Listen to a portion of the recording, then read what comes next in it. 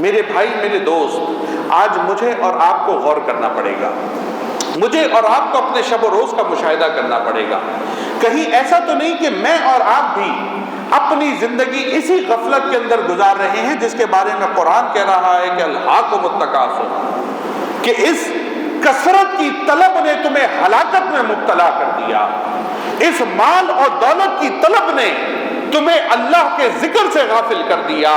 اس دنیاوی جاہ و منصب کے شغل نے تمہیں اپنی اصل راہ سے ہٹا دیا، حتی زرتم المقابر، یہاں تک کہ تم بڑھاپے کی ان حدود میں داخل ہونے لگ گئے کہ اب اپنی قبروں کو اپنے سامنے دیکھتے ہو اور اپنے موت کی فکر سے ابھی بھی غافل بیٹھے ہو۔ اور دوسری بات، اگر اللہ نے کسی کو اس سے بچایا ہوا ہے تو میرے بھائی، میرے دوست، پھر دوسری چیز ہمیں یہ دیکھنی پڑے گی، وہ ساری عبادات جو میں اور آپ کرتے ہیں، چاہے وہ صدقہ خیرات کی صورت میں ہو،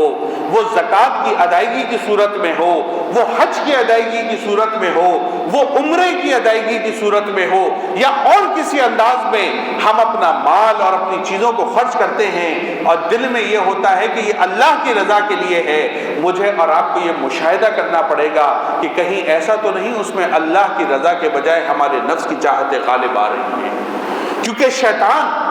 انسان کو اسی انداز میں